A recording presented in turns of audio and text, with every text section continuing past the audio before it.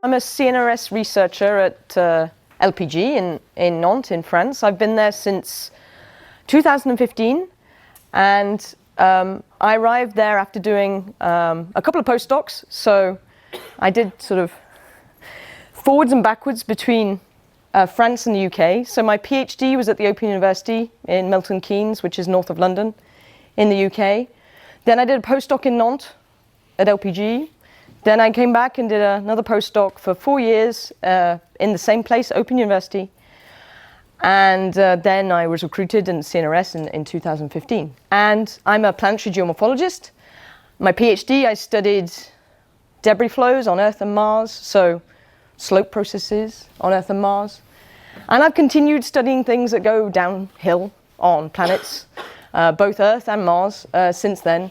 And I'm going to talk to you today about these different bodies in the solar system, and we're going to start close to the sun, and then we're going to go further away bit by bit. I'm going to skip this one. I'm going to skip this one. We know these quite well. I could talk about those for another hour. And then we're going to go to Mars, where I'm going to spend a bit more time. And then if we get time at the end, I might go a bit beyond Mars into the asteroid belt to the dwarf planet Ceres. So we'll see if we get time for that. So the picture you see here is obviously the distances are not right, but the scales should be. So you have the sizes of the different planets there. And so as I said, we're going to start at Mercury. Mercury is not a very hospitable planet. I'm hoping to show you during this hour and a bit basically the diversity of the terrestrial planets in our solar system, what that means for habitability, but also I'd like to share with you some of the surprises I've had in studying these bodies. And especially Mercury was a great surprise for me. I only started studying Mercury very recently, maybe in the last 5 years. And I thought Mercury was a dead, boring planet with just craters, which is kind of true, I suppose, in some ways, but also has some surprises, which I'll show you.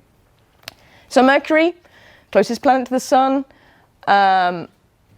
its diameter is about just under half of the Earth's. It has a lower gravity, therefore. It has a year that is 88 days, and 1 day is about 2 years long on Mercury, so a bit strange compared to what we have on Earth. It has no atmosphere. That makes for a fun time for a geomorphologist because there's all sorts of processes I'm not used to, like solar wind hitting the surface and things like that.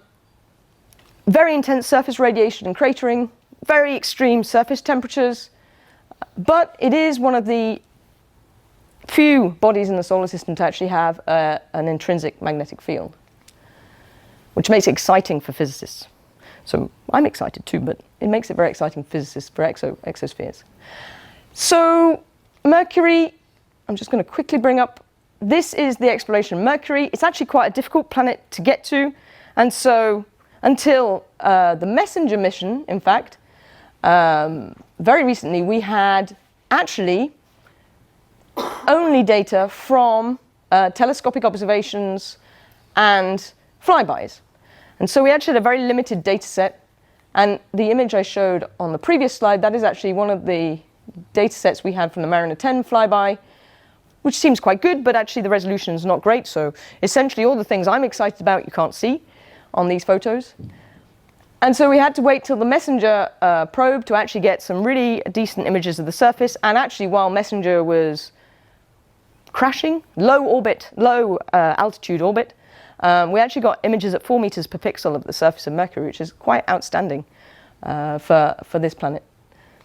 So, yeah, as it says, 33 years of gap between MESSENGER and the Mariner missions. So, actually a planet with not very much data, and I'll talk a little bit at the end in starting, approximately a year's time, we're going to get the first data from Bepi-Colombo, a European mission to Mercury, which should hopefully provide some answers to some of the enigmas we've been finding on the surface using the MESSENGER data. So this gives you an idea here, 700 Kelvin, 450 Kelvin, of the surface temperature extremes on the planet. These move with time, obviously, as the day progresses.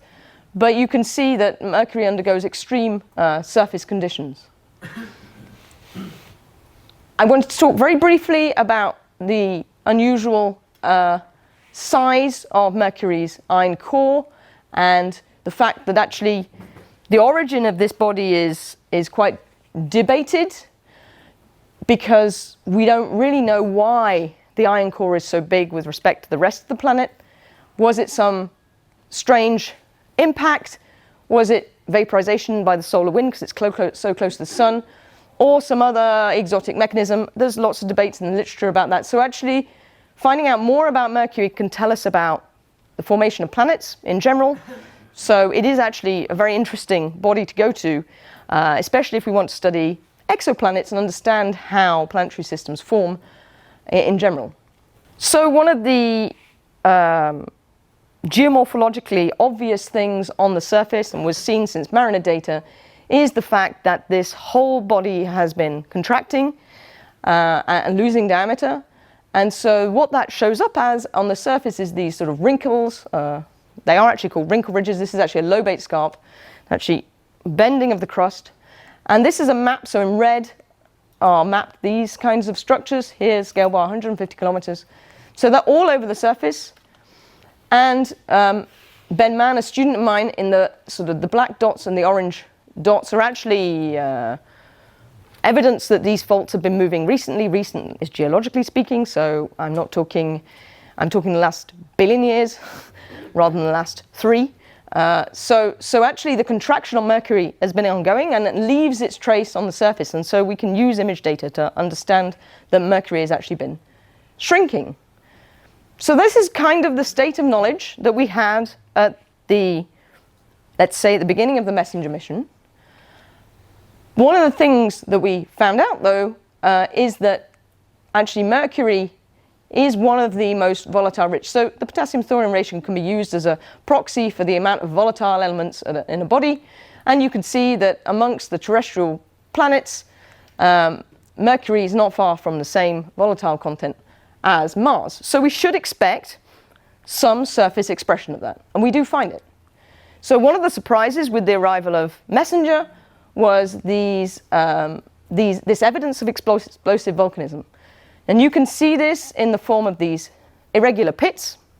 And these irregular pits on their own wouldn't be very convincing evidence without these beautiful, what they call faculae, which are basically colored splotches, very technical term. On the surface, they have fewer craters, they're younger. And these are a ballistic ejecta, essentially. From the sputtering of the lava on the surface, you form this very low relief dome around these pits. And these orange faculae are actually geologically recent again, and I'm not talking yesterday, but billion-year timescale, very recent. And we find these all over the surface of Mercury, and I'll show you that in a second. And their morphology is kind of fun. They have lots of, their floors have lots of different ages. And we can tell that they've not just been active once, but active several times over the history of Mercury, and we find inactive ones as well. The other thing we find on the surface of Mercury, which is a surprise when MESSENGER arrived, was these things that we call hollows. Again, more irregular pits, but they have a strange irregular shape, bright halos around the outside, and they seem to be eating away at the surface. And these pits are thought to be caused by loss of a volatile substance in the near surface. So near surface being tens to hundreds of meters thick, they're flat floored, and they appear to be growing. We don't have any evidence they're growing, so hopefully when Bepi Colombo arrives, we'll get some new images of these, and maybe we'll see they're growing, and that'd be really cool. We're hoping to. They didn't see them over the course of the MESSENGER mission growing, but they seem to be expanding outwards. So again, a surprising new process that we haven't found on any other body happening on Mercury. And related to these hollows on Mercury, there's also slope lineae, which may be not so surprising in fresh craters. You just have a different color material going down slope. But on low slopes like this one here, you have to have something to make the flow go downhill. And so what we think is that the bright color is the same color as in the hollow, so it's a volatile species. It's something that's going from solid to not solid, gas possibly, and then escaping. Sublimation is not the right word because you don't know whether it's actually something that's going from solid to a gas. It's probably just something that's disintegrating. And so this is motivating flows that go down slope and maybe even forming these little aprons at the bottom of these little channels on here. So we can get channels and debris aprons on airless bodies without liquid flowing downhill, which is kind of fun. And we'll come back to that again later on when we come to talk about Mars, because this is something I'm quite interested in. So this is the map, just to show you that I'm not talking about like one image or two images. I'm not showing the best ones. These are actually things that are found all over the surface of Mercury. So in yellow are those hollows that I just showed you. So they're pretty much everywhere. And when you zoom in, you get those 4 meter per pixel images I was talking about. You zoom in on a spot without hollows, they'll be there. And they're just too small to see on the images that we have from Messenger. And the black dots are these volcanic vents, which are, again, everywhere. So these are really common processes. It's just with the old data, we couldn't see them. So the high resolution images we get, the more puzzles we get, but it becomes more fun. So the other fun thing about Mercury is that we've known for a while that we have ice in permanently shadowed craters. And so this was first detected by using the volume scattering signal that we can see from Earth, these bright deposits in the bottom of craters. And again, so this is a publication in 1992. And has been confirmed with Messenger by using several data sets, the laser altimeter. So basically, these permanently shadowed parts of the craters are bright. And these are the craters in the neutron data. So hydrogen is a good absorber of neutrons, so you get very low neutron count. And that corresponds to these areas which are permanently shadowed. So with the topographic data we have from the Messenger, we're able to predict where those shadows, permanent shadows, should be just by doing a simulation of where the sun should be in the sky. And so what you're seeing in this plot is the permanent shadows correspond to where, from Earth, we're seeing the radar bright materials using Earth data, using data from Earth observation, and also permanent shadows. And they coincide almost exactly. And as a very cool thing, the Messenger team were able to reprogram their camera to look into these shadows.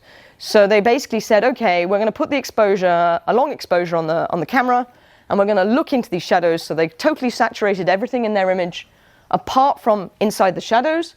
And what they saw, so these are these images, what they saw is there's a permanent shadow here, but then there's a bright line inside the permanent shadow. So I think you can probably see that. I think it might be dark enough in here. You can kind of see that here. So there's actually a bright line visible within the permanent shadow, which we think is water ice sequestered in these permanently shadowed areas. And we have Messenger was in a elliptical orbit, so it had very good observations of the northern hemisphere, but poor observations of the southern hemisphere, so we don't have the same for the southern hemisphere. But terrestrial-based observations show we have the same thing in the permanently shadowed regions in the southern hemisphere, maybe even more of these ice deposits actually in the southern hemisphere.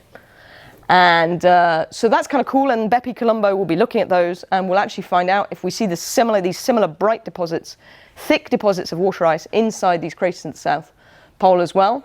And if we do, then the sort of equivalent amount of water is the same as the Great Lakes in North America. So it's not a small amount of water. It's not just a little, frost. This is a considerable amount of water that's being stored and cold trapped in these craters at Mercury.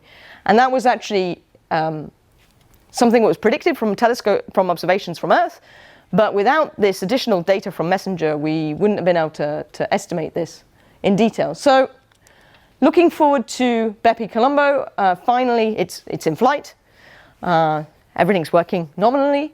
And it's a series of several spacecraft, and at the moment they're all stuck together, but they'll all separate when next year, I believe. And then because the camera is in, the high resolution camera is sandwiched between the two bits of the spacecraft, we won't actually get images until the separation occurs. So fingers crossed everything works, and the camera works as expected, and we can get some new images.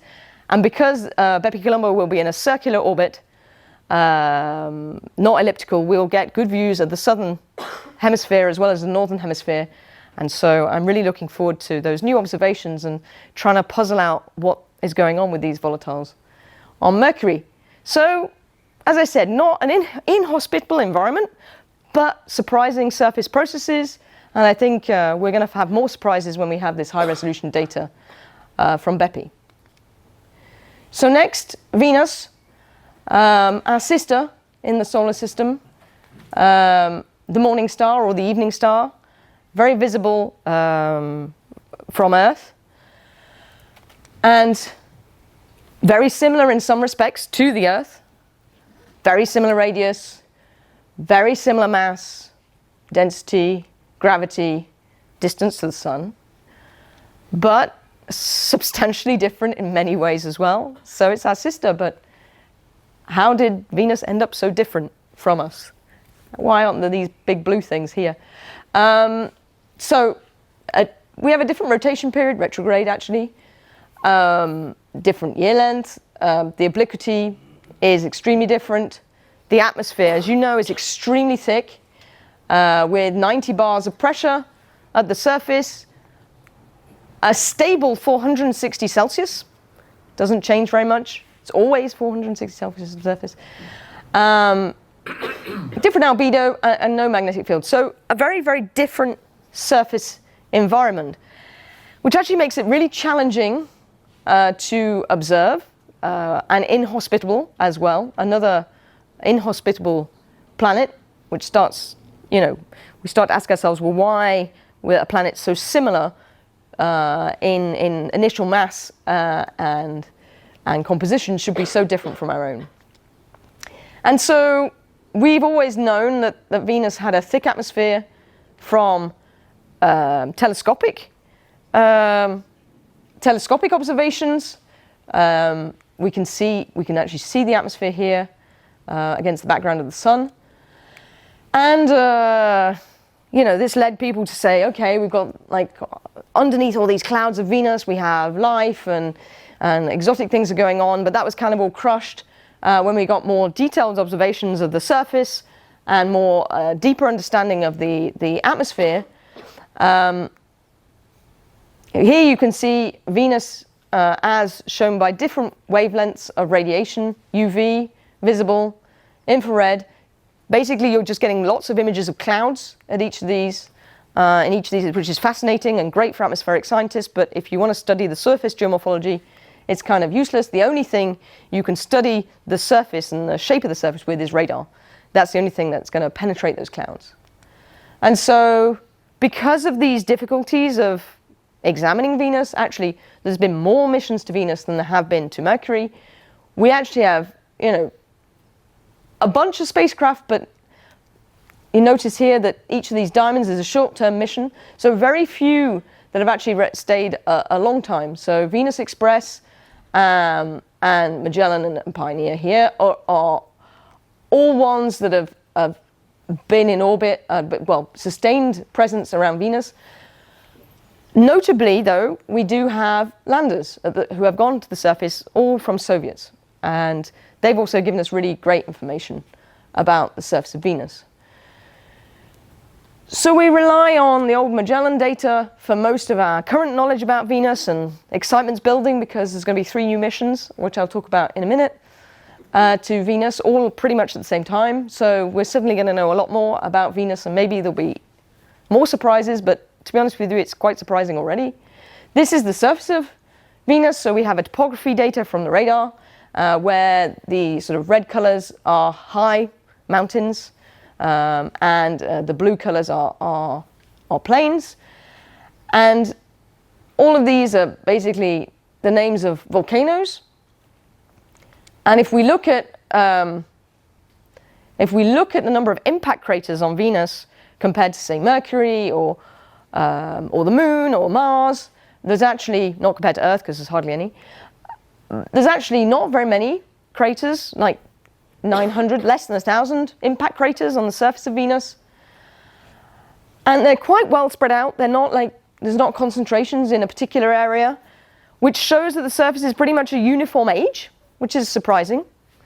And that age is, if you do statistics, you can work out that age is about 500 to 750 million years, which is super young.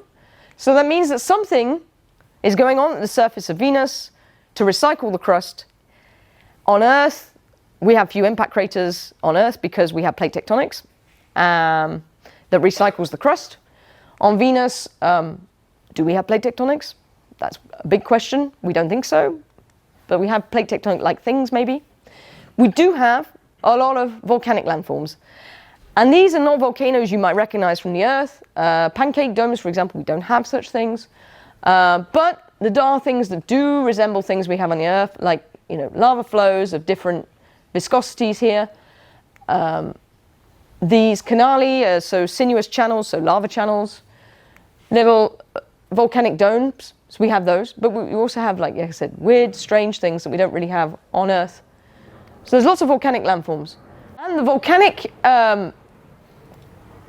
volcanic surface is confirmed also by the landers that we have. So the Soviet program, I love these images because it's just so cool to have such a close picture of the surface of a planet you can't hardly see on.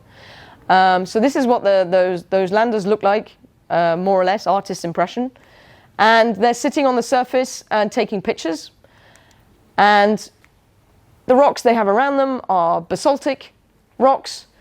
And you can see this is very yellow because there's very little light that actually gets to the surface. And if you actually put these at the real luminosity, we wouldn't be able, these images would be black to your eyes, basically. You just can't see anything. So I think these images are pretty incredible and show a variety of rock shapes and sizes, which is kind of intriguing. Sand as well. So a very familiar looking surface to a geologist, but still on a planet that seems to be quite strange. And again, as I said, we find things on Venus that we don't find on Earth. Coronae is one of them. Circular tectonic features, which have diameters of hundreds of kilometers.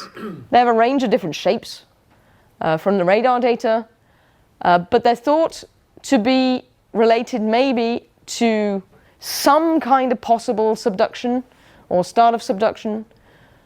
And models have basically shown that the younger versions here, so these sort of might have these kind of lips of material that are going down, whereas the sort of ones with the strange textures in the middle might have more advanced subduction. So possibly these coronae are some kind of like surface recycling on Venus. Another kind of plate tectonics has been suggested with these tesserae, which are many, many cracks. And you see many terrains like this on Venus, these parallel, semi-parallel bunches of fractures. And so this is kind of thought to be jostling of plates on the surface. And this is over 1,000 kilometers wide, this field of view. And you can see that, this is a publication in 2021, a Magellan data that was taken decades ago. So, we can still do some good stuff with old data, but it's just about time that we got back to Venus and started to look at the surface again. Now the question being, okay, so we have this young surface, so we should be able to see Venus should be active. There should be some evidence of something being renewed, the crust being renewed. And so people have been looking for this, and so this is from telescopic and orbital measurements, 40 years of sulfur dioxide observations in the atmosphere. And sulfur dioxide is destroyed by photochemistry, so it doesn't have a long lifetime in the atmosphere. So in order to get variations, you need to be producing it in the planet. And the logical way of producing it is volcanoes. So we should be seeing this SO2 should be produced by volcanoes, and we should be seeing some kind of activity at the surface related to volcanoes. And so there have been infrared measurements. There is a small infrared window where you can actually see the surface, and some of the volcanic centers are hot in the IR. Whether or not the atmospheric correction has been done properly or not is a subject of debate in literature, but some of the volcanoes are a bit hot, so maybe that says they're active. There are some of the volcanic centers here. There's a geologic map of these. That's these points here. And again, that infrared window where you can see the surface, those are two observations here taken at different times using Venus Express. And what they see is different patterns at different times. The logical explanation is that some kind of eruption is going on in the second image to explain why the temperature has suddenly increased from the baseline. But again, we don't have very many observations of this, and there's always a debate about whether the atmospheric correction has been done correctly or not. So these infrared signals are somewhat ambiguous. There has been, this was a paper last year where they went back and looked at all the old Magellan data, and they basically georeferenced everything together. And I don't know who did this, but someone went through and flicked between all the images to see if they could see changes. And in this particular case, they found one place in the whole planet where if you look closely, you can see this thing here has changed shape, and this thing here wasn't here in this image, at least if you squint quite well. So you can see why the guy had quite a difficulty finding this. It's quite subtle, but it's quite convincing. If you look at the data yourself, you can see these changes. So maybe a new lava flow on Venus. So I think this is relatively, we should be expecting when we go back to Venus to actually find some changes on the surface. Maybe even more substantial than these hints that we've had from Magellan data. I'm sure you've heard as well of phosphine, and I couldn't come to talk about astrobiology without talking about phosphine and the cloud decks of Venus. I'm not going to say anything about this. I have no opinion on this, but other people do. Phosphine, no evidence of phosphine. More phosphine again. This is a preprint. Look at the date here. That's this year. It's GRL. It's in review. Who knows if that's. It's having a hard time. It's been in review for 2 years. So I have no opinion on this. There's phosphine, possibly, maybe not. Who knows? But yeah, whether that means life or not is a different matter. So yeah, maybe there's some kind of exotic life in the atmosphere of Venus. Why not? Could be fun. But yeah, I'm a geomorphologist, so atmosphere is not really my thing. I'm pretty sure there's no life on the surface. So the future exploration of Venus, we have 2 American missions, Veritas and Da Vinci, and they're well on their way to getting there, being designed and built 2029, 2030. There may be a new Soviet mission as well. So Da Vinci is quite exciting. It's going to go down and actually go to the surface. So the first lander for decades. And Veritas is going to image the surface. And the Indian mission possibly as well. But also, European Space Agency is sending Envision. It's been approved. We're all very happy. We have people in the lab who are working on this and have been working on this for a long time. So a range of instruments that will explore everything from the interior out to the atmosphere. But what excites me is there's going to be a new radar. And so we'll get maybe do some change detection. So that'll be cool. And I just have a little video of the mission showing how it should look when it gets there. This is obviously an artist's impression because this has not been built yet. But this is the atmosphere of Venus as you see it in the visible. And the spacecraft does some gymnastics in order to point its solar panels in the right way and radar in the right direction. And this is the radar piercing those clouds and getting a lovely observation of the surface of Venus. And so, yeah, hopefully Envision will go and we'll get some great new data for Venus. So as I said, we're going to skip these two. And we're going to go to Mars. My sort of, not my favorite planet, because I quite like the Earth as well. We are here after all.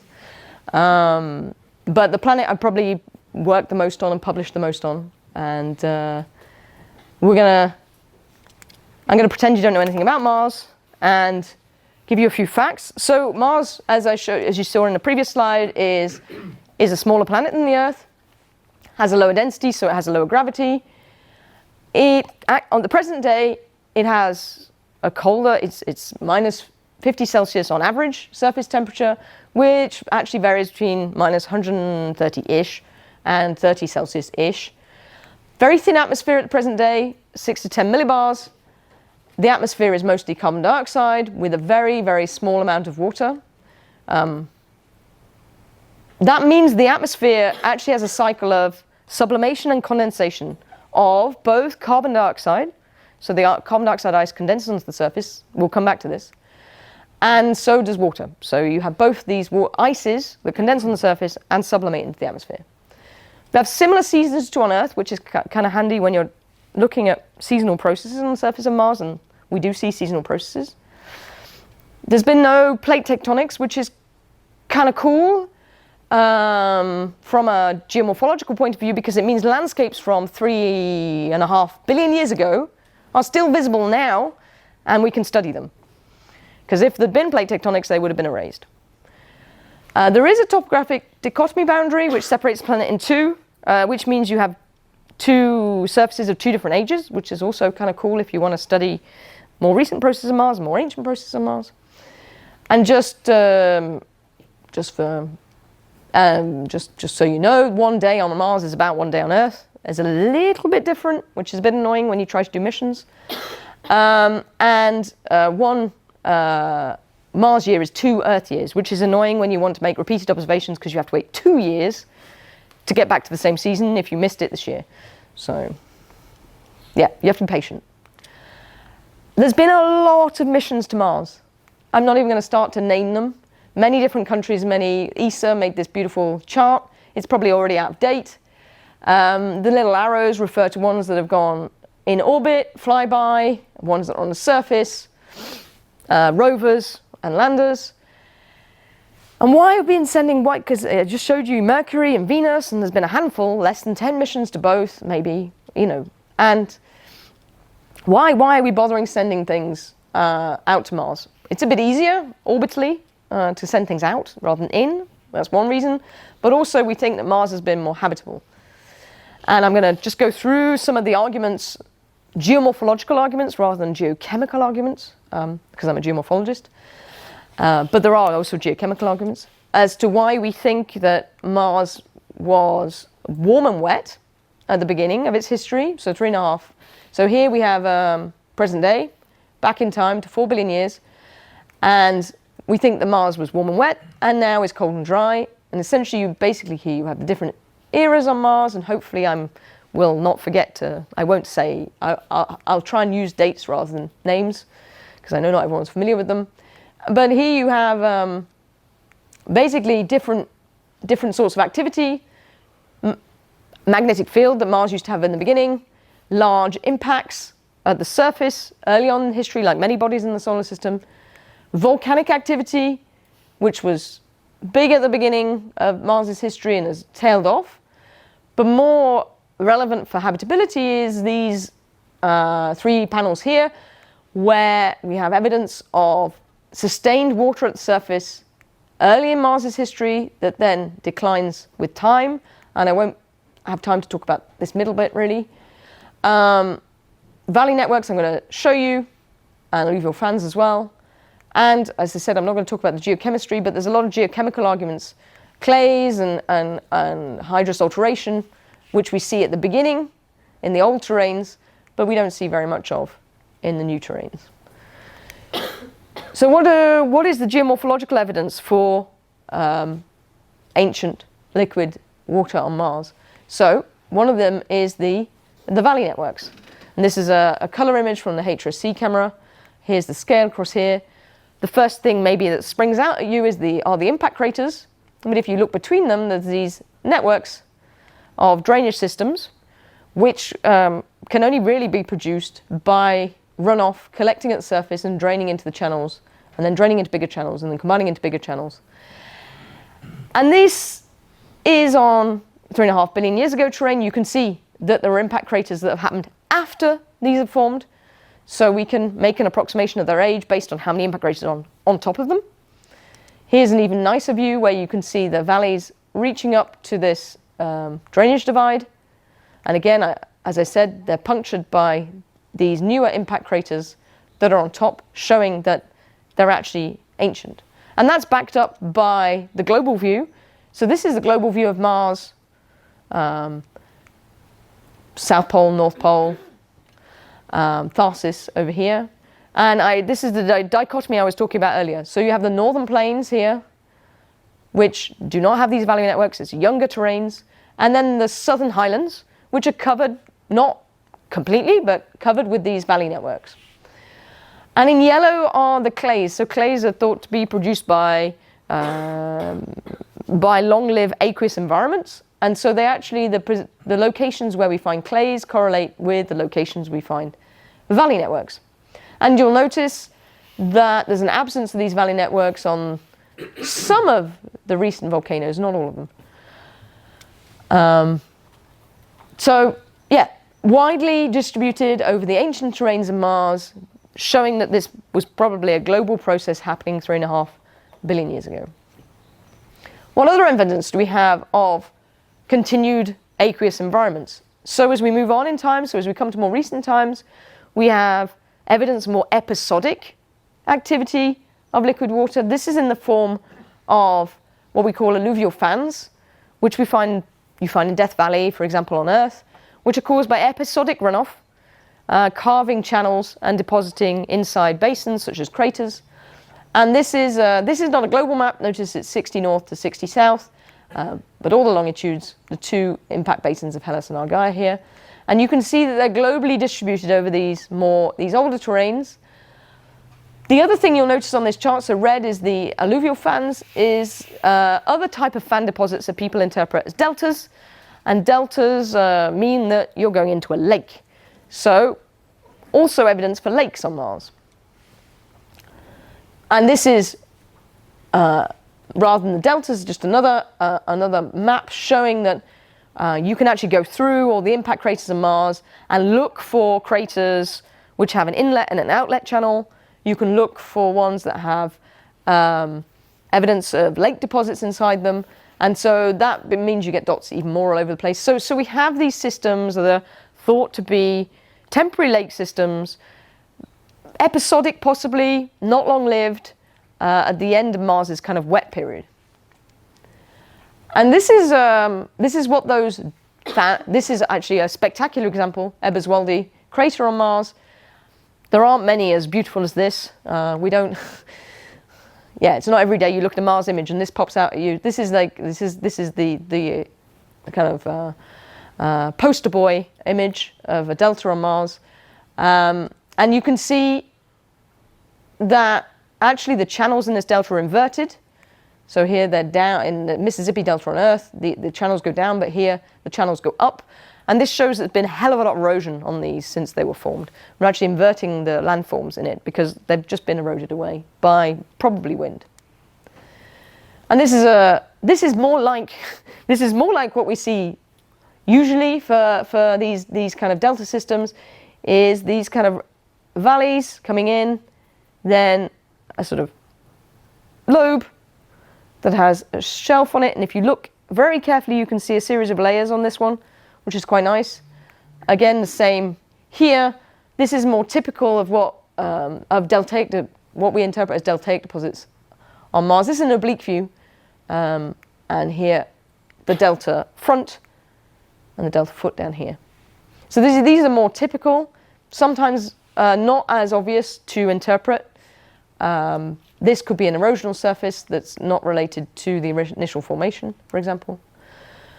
And these are some examples of those alluvial fans, both on Mars. Here you have a fan, the crater wall up here. Again, this is more typical style. You have the fan down here, craters all over it. and the catchment up here. This is the context for the same image. This is a zoom. And this is an example from Death Valley on Earth. This is a debris flow, alluvial fan debris flow dominated. You can actually drive along this road and stop and have a look. The size is somewhat smaller than the size of the ones on Mars. Some fantastic, I talked about inverted landforms. You get some fantastic systems, Aeolis Dorsa on Mars, where you have it, what we interpret as inverted channel systems, which look crazily like the meanders we get in fluvial systems on Earth. And all these are signs of the fact that Mars had a lot of water running around on its surface. So this is why the rover Curiosity was sent to Gale Crater. This is Gale Crater here, Mount Sharp in the middle. It's because we thought from orbit there were lots of interesting deposits, muds, clays, and so actually went there, and there they are, the mudstones, the fluvial sandstones, showing that we actually had runoff and transport, and the conglomerates from this alluvial fan formation process. So these episodic wet events in the history of Gale Crater. So what we saw from orbit was proven true by the rover in situ, and here are some of those conglomerates. You can see the pebbles here. Perseverance, you might have heard of as well, again sent to another aqueous environment. Not the same one, but this time a delta. So this is Jezero crater, 45 kilometer diameter crater. The delta is not quite as pretty as the one I just showed you, but is quite convincing. And again, some very intriguing signatures from orbital spectral data, for example, clays and carbonates, as well as the crater floor having volcanic rocks. And again, what we saw from orbit was confirmed when we actually got there. And I'm just going to show you one example. These are deltaic forceps deposits here, shown in the SuperCam image on this little outcrop that's over here. And here is the interpretation. So this is the zoom in on what we were looking at just before. You can see that the deposits do this, that if you follow the layers, trust me, they do this, and not like just this with a unconformity. And so this is very, very typical of a Gilbert delta stratigraphy. So pretty cool. And Nicola Mangold's published on these results last year, I believe. And so again, in situ confirmation using classic sedimentology of what we saw from orbit. So it's reassuring. This probably means that the other things we think are deltas on Mars probably are deltas too. So just to give you a sort of like view, take the green away, but this is what we're imagining for Perseverance, a crater lake with a delta, and the water flow is coming in from the inflow channel. What we do have in Jezero is also an outlet, which we don't have in this particular example, but this is kind of like how we imagine that system being. So I hope then that's a very quick view of early Mars. So we were basically in this bit here. So the valley network's here, and then around here, the Jezero and Gale crater, alluvial fans and deltas. But what about this bit on the right-hand side? Where did, in fact, all this water go that we had on the surface? Where's it gone? There's a couple of answers, and one of those answers is that we have water ice polar caps and we have permafrost. But what people often don't realize is we actually have glaciers on Mars, and this is quite cool as a geomorphologist to see this. So this is a 3D view of a glacier on Mars, and you're going to say, well, I can't see any ice in this. That's totally normal because ice is not actually stable at the surface. So what ends up happening is that it sublimates away, and gradually as the debris comes to the surface, it forms a lag. And so actually the lag at the surface, so debris-covered glacier, this is a debris-covered glacier. And the lag at the surface protects it from further sublimation. So you end up basically armoring the surface with debris, and the glacier is preserved and it looks the same color as the rest of the surface, but you have these lobate forms extending from mesas, for example, here. And this is called this initially was called a lobate debris apron because there was it was spotted back in the Viking orbiter times. These are very large features. There'll be a scale bar on the next one. And so it can be seen in even low resolution images, and people kind of thought they were glaciers, and so here again, nearly 10 kilometers in length here. And it wasn't until we got radar data that penetrated these that the debate was finally closed about what forms these, because you can see through them. So this is the same, this one here is the same one that's shown here. You can actually see, so this is a simulation. So with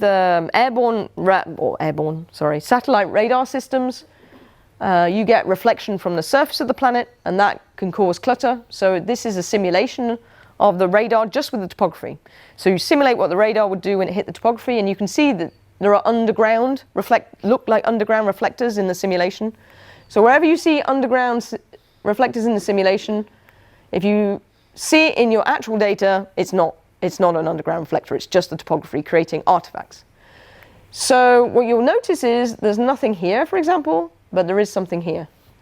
So that means that reflector we can see in the actual data is a real one. It's not clutter. And again here, there's no reflector actually in this gap, and etc., etc. So if you correct, so this is time of flight. So this is time in microseconds, so time it takes from sending the signal to coming back to the instrument aboard the spacecraft, and it doesn't give you actual depth. So in order to get the actual depth, you need to know the permittivity, so the speed that the radar goes through the material. And so if you use the permittivity of water, you actually recover a flat surface which represents the terrain underneath. And so by inference then, we have water ice. And so this has not much been done. This is just an example. This has been done on many of these lobate debris aprons.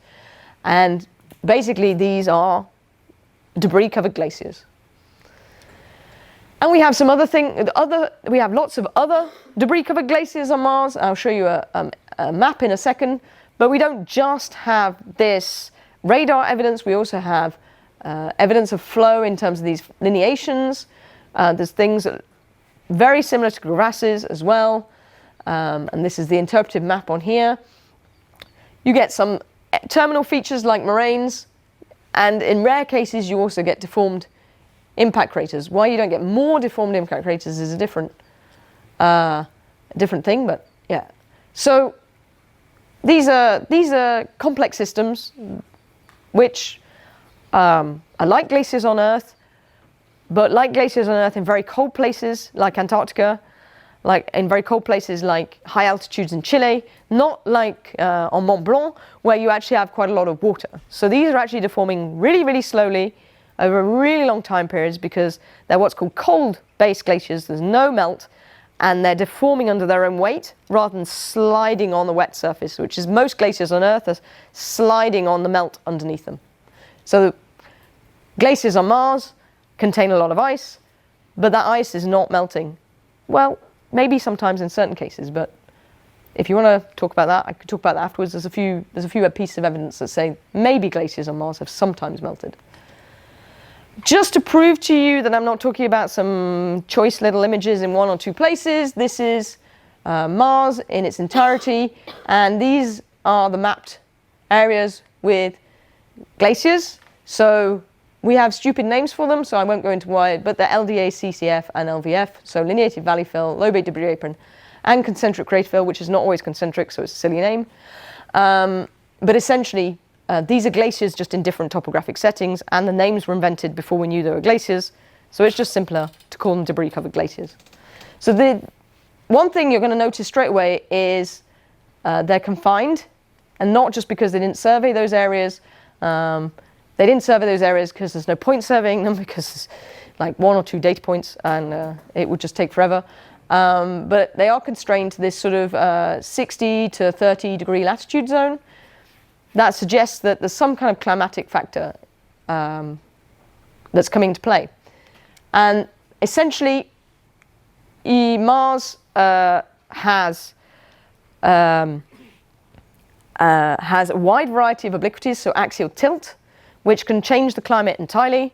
And so you can shift where the ice is stable depending on the the obliquity. So this is present day, more or less 25.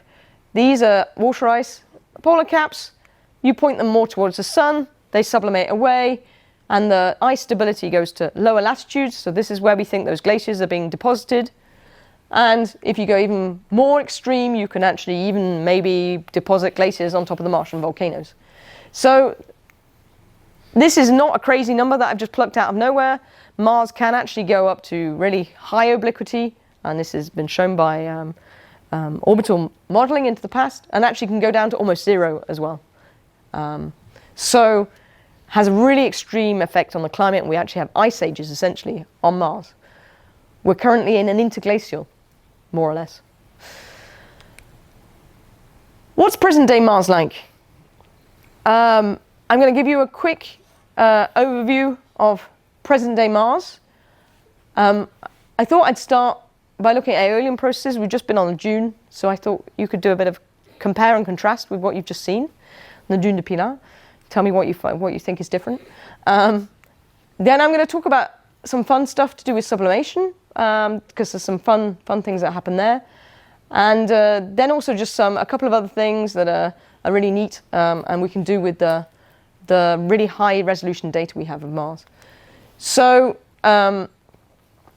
because we have 25 centimeter per pixel images of the surface of Mars from the high resolution science imaging experiment, or HiRISE. And HiRISE has been operating for over a decade, not 2 yet, but will be soon, hopefully. And that means that we've been able to take repeat images of the surface of Mars, years sometimes apart, sometimes less. And you can actually see, this is a sand dune. It's not very easy to see, admittedly, with this light, but this is the crest and the slip slope here, and this is the back of the dune. And essentially, you can see it moving this way with time as the dune migrates. So we can see dunes moving on Mars. This is not the only example. What you'll notice is it's not yellow, it's black. And this is because this sand is not quartz sand, it's basalt sand. So actually a different composition to what you get on Earth, due to the fact we mostly have basalts to erode on Mars.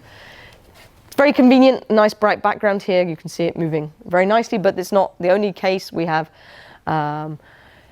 centimeters to meters per year movement on dune fields on Mars at many places. So aeolian activity is super frequent. And we've been to visit one of these dunes, actually with, this is the Curiosity rover, and you can see a slip face of up close here, only a few meters high in this particular case, but classic. We didn't get to see these today, but these are classic slip face morphologies. Maybe you made some of these by stamping on the sand, these little flows, but this is a classic morphology for sand dunes. It's just black as opposed to yellow. So lots of aeolian activity on Mars, but not only deposition in forms of sand dunes, also these cool forms called yardangs. So that's erosion of friable rocks by the wind and sand, basically like a sandpaper. This is an image from Mars here, and an equivalent image from Earth, where we actually have black sand. Yes. So it actually looks very similar, apart from there's a car in this one, and no car in this one. So we haven't got jeeps on Mars yet. We just need a rover just here, and that'll be perfect. So yardangs, also aeolian erosion, but also aeolian erosion. The rover's seen this at the small scale, what's called ventifacts, where we actually have scouring of the rocks on the surface, by wind. This is a view from the Atacama, which frankly looks exactly like the surface of Mars, apart from the sky is blue. Sometimes it's not very blue, sometimes it's kind of brown as well. And essentially you can't really tell the difference between these blocks of basalt in the Atacama and the blocks of basalt you find which have been eroded by the wind on Mars. Something I wanted to share with you as well is something I've kind of discovered as I've started studying the surface of Mars, which is sublimation can do things. So, as I explained, we have a seasonal carbon dioxide cycle on Mars. I'll just go over that again. So essentially the atmosphere is carbon dioxide, and it gets cold enough in the winter for that carbon dioxide to condense onto the surface. Well, I say condense, but we don't know if it's snow or direct condensation. There's evidence of both. But whatever puts it there, it ends up extending to 50 degrees latitude continuously. So you actually have, even on telescopic observations from Earth, you can actually, if you've got an extremely good telescope in a very clear atmosphere, you can actually watch the seasonal cap grow and shrink on Mars. It appears as a white blob on one end of the planet. It extends to 50 degrees continuously, but it'll extend up to about 30 degrees latitude discontinuously. So on pole-facing cold slopes, you'll actually get CO2 frost forming as well. And as that frost extends up to its maximum extent at winter solstice, and then as you warm up again, it will sublimate away. And so gradually I've been realizing this can do things. So this is the first thing, this is let's say the first sort of active process that really people started to publish about since about 2000-ish. And this is CO2 jets. So near the poles of Mars, this CO2 ice gets to meters in thickness, and CO2 ice has the peculiarity of being translucent. And so what can happen is early in spring, that light penetrates underneath the CO2 ice, warms up underneath. And so it's actually the ice underneath between the surface of Mars and the slab that warms up. And it gradually lifts that slab and breaks it. And so that is what you're seeing here. These random spots and fans on the surface is, in fact, the effect of when that pressure builds up, the ice cracks, and out comes a jet and deposits the dust and sand that's underneath on top of the ice. So you have beautiful white ice. It breaks and forms this jet, and you get a deposit these weird black splotches on the surface. And these change with time.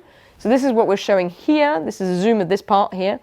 Nothing, a thing, a smaller thing, a small thing. These actually change with time. And this happens every year. Seasonally, you get these weird surface features. They look a bit like bushes in some cases. So some people have said there's growing algae on Mars and vegetation and things like that. It's all very fun. The conspiracy theorist people had a great fun with all this stuff. It's just seasonal CO2 processes. So this is, we think this might actually be doing some geomorphic work.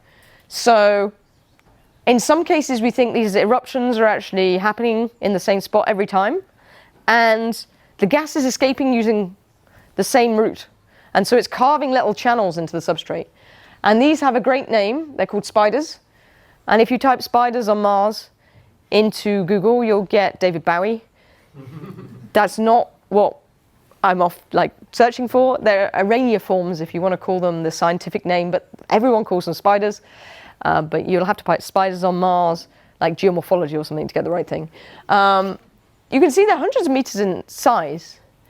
And they are, their arms, the jets actually occur at the thin bits of these networks. So the gas is actually coming this way out from the center. It's kind of strange. But we've never really seen them growing. So maybe they're not actually happening by this process. Who knows? So I don't think this is necessarily resolved, but I mean, it's the only thing we can think of that could make these weird network, dendritic networks, is this gas escape mechanism. And so this is kind of like the schematic view of what's going on. You have the CO2 frost, you have the surface of Mars, it transforms into a translucent slab, again, the surface of Mars. You have the basal sublimation that builds up gas pressure, cracks, and then you get these spots at the surface. And then if you keep repeating this year after year after year, it erodes the little channels in the surface, and then when the frost goes away in the summer, you see images like this, and you have these little holes carved in the surface and making these spiders on Mars. Yeah, so they're kind of, we probably call them trees on Mars, but actually that's probably just as misleading. So at least you wouldn't get David Bowie when you search for it, but well, whatever. They decide to call them spiders, whatever. These are only features that are found near the southern polar cap of Mars. Why only near the southern polar cap? Well, the ice deposits, the CO2 ice deposits, slightly thicker than in the north due to the current orbital configuration of Mars. But honestly, if they're ancient features and they take a while, because we haven't seen them changing, so they obviously take a long time to make. Why they're not near the north, who knows? Mystery. So I'm going to now talk about gullies on Mars. This is one of my favorite topics. I studied these since my PhD, and at the beginning, gullies on Mars, when they were first discovered in 2000, were interpreted as signs of surface liquid water on Mars, and so surface liquid water, but coming maybe from an aquifer, which is super exciting because if you have an aquifer on Mars, you could have life under the surface. Mars is suddenly a habitable planet. This was a science paper, obviously. And obviously it caused massive debate. Can't have we can't have aquifers on Mars, that's crazy, etc., etc. But it was the only way you could get liquid water at the surface at the present day because it's just not stable. Thermodynamically, you can't create liquid water from melting ice, and you know and you can't and you can't melt snow. There's no rain on Mars at the present day, so it's a bit of a problem. So the only way that the authors, the discovery paper of these gullies could find of making stable liquid water was to bring it up from the subsurface, with the very big conclusion that Mars had aquifers. However, loads of research has been done on these now, and I'm showing you an image here of these gullies actually form on sand dunes. It's super hard to pump up a sand dune to the top of a sand dune from an aquifer. Super hard to do. You find these all over the place on Mars at the tops of slopes where it's super hard to get aquifers coming out. So the aquifer hypothesis is very quickly discarded. But what you do notice on this map is a similar latitudinal distribution to those glaciers that I showed you before. They're only found in this 30 to 60, but they're concentrated in this 30 to 60 latitude in both hemispheres. In blue, there are pole-facing gullies, and in red are equator-facing ones. You'll notice that anything to around 40 degrees, they're only pole-facing, for example. The reason they're less frequent in the northern hemisphere is not to do with any particular climate condition. They need steep slopes to form, and there are more steep slopes in the south than in the north. So it's literally an availability of steep slopes for them to form on. There's no other bias in that data set. So they're found equally in the north as in the south. There's just fewer steep slopes in the north. And so this latitudinal, strongly controlled latitudinal distribution speaks to a climate factor. And so what people said was, well, maybe we have higher obliquity, we have snow at the surface, and there's some microenvironments, and we get some melting, and they form these gullies. And so that's all good. That could work, and that's something I talked about in my PhD. But then I finished my PhD in 2010. So that was between this image and this image. And so in my PhD, there'd been a few observations of some changes in gullies, but it wasn't really anything. It was just little blobs. It wasn't anything. Could just be mass wasting, a little bit of stuff falling down slope.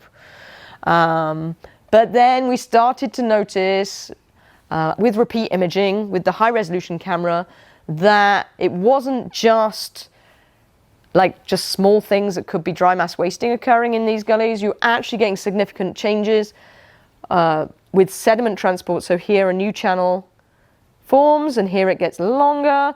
And if you've got good eyes, you'll see the deposit here that's associated with that new channel, which wasn't here in this one. And here, this is a really nice little GIF. You see this is a giant rock that must be about 5 meters that's moving down this channel. Yeah, that's pretty significant.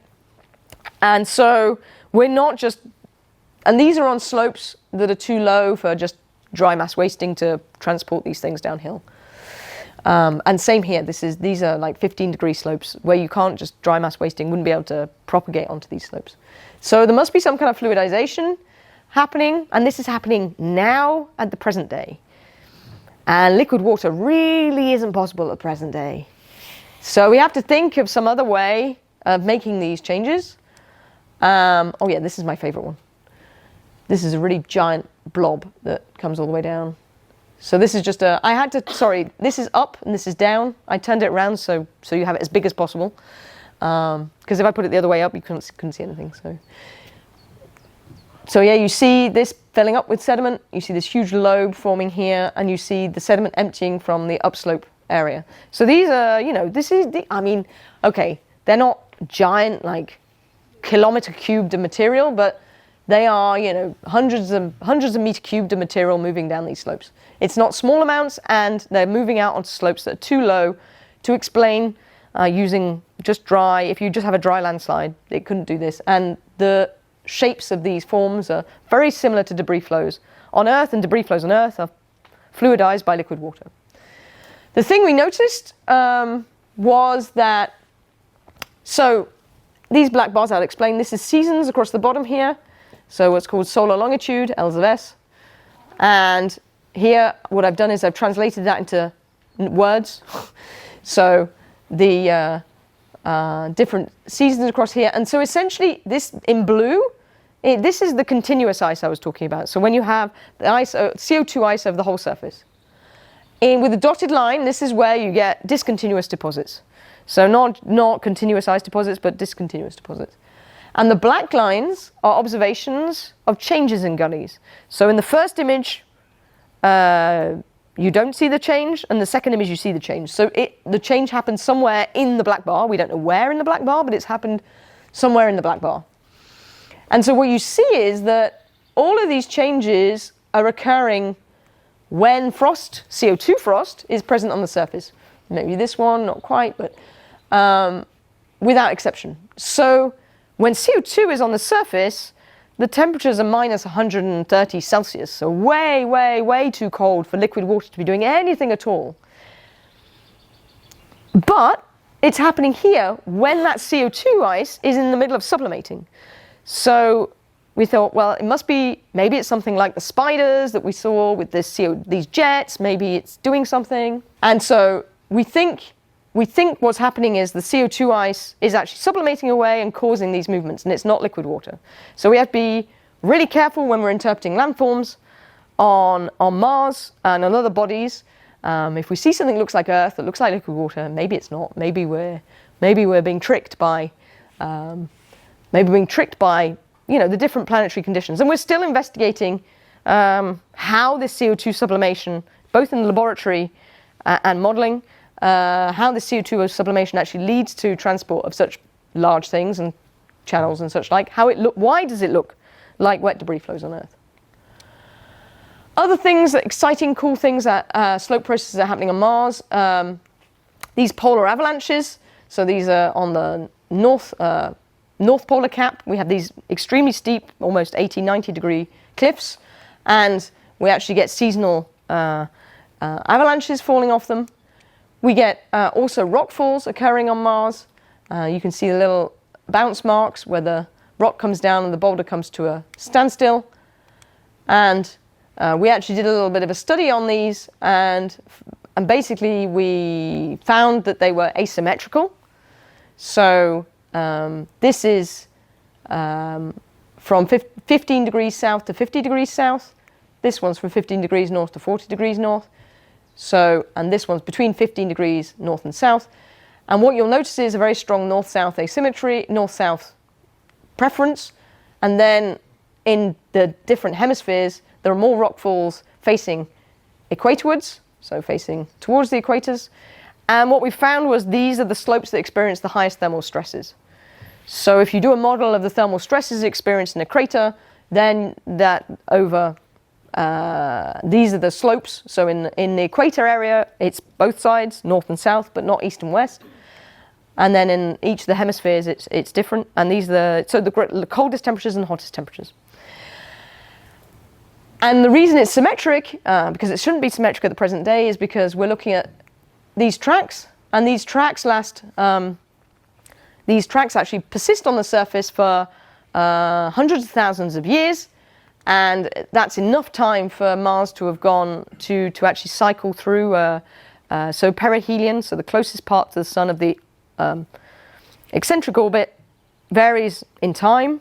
And so each hemisphere experiences more thermal stress than the other one. And actually the rockfalls last about the same time as this cycle.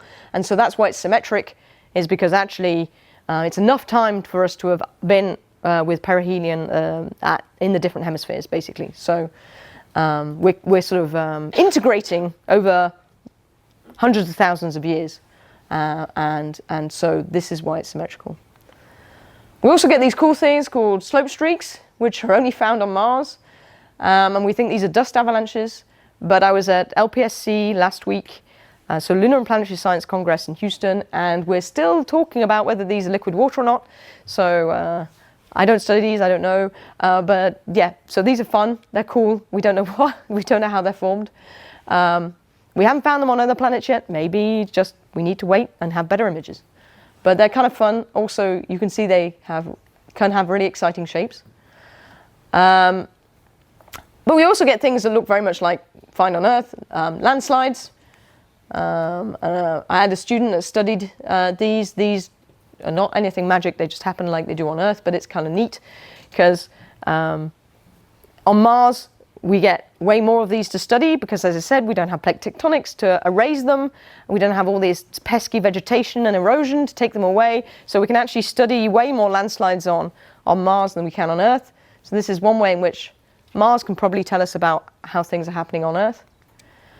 And one thing we don't get also on Earth is a lot of fresh impacts to study. So actually Mars allows us with these repeat images to correct the impact of flux for Mars and for other bodies in the solar system using these new impacts. And these new impacts are cool as well because they reveal at the surface what's in the subsurface. And so we sometimes get them into icy deposits, so we actually are able to probe the permafrost of Mars using these deposits. I didn't put one of those in here because I didn't think I would have time to talk about it. What's next for Mars? The very certain next thing for Mars is that there's going to be the Mars Moons Explorer. So this is Phobos, one of the two moons of Mars, and that's actually going to be the next thing for Mars. So not actually Mars, but the next thing around Mars. There's Mars sample return, of course, because the samples have been collected on Mars. We're going to have some sample return. We've no idea when, how. Probably the Chinese are going to get there first. So there's probably a Chinese mission in here between these two. There's the Mars Ice Mapper, which would be really awesome because it would actually find out more about those glaciers, but it's got a question mark on it because no one's built anything yet. And NASA is in, it's out, it's in, it's out. So who knows? So I think Mars is going to be kind of quiet in the next decade. We're probably going to get way more exciting stuff from Mercury and Venus. So it's a good job I work on everything because otherwise I'd start running out of things to do on Mars. And I just briefly, very quickly in the last 5 minutes, I just want to talk about this intriguing dwarf planet Ceres, which is a little further than Mars, I'm in agreement, but is an intriguing body, especially geomorphologically, and intriguing possibly in terms of habitability as well. So Ceres is an icy dwarf planet. So it's not a rocky moon. It's not an icy moon. It's kind of somewhere between the two. And Dawn visited Vesta, then Ceres, and the surface is way more complicated than we anticipated. Hydrated mineralogy from the spectral data, and evidence of cryovolcanic activity. Hoona Mons here, which is the famous cryovolcanic dome on the surface of Ceres.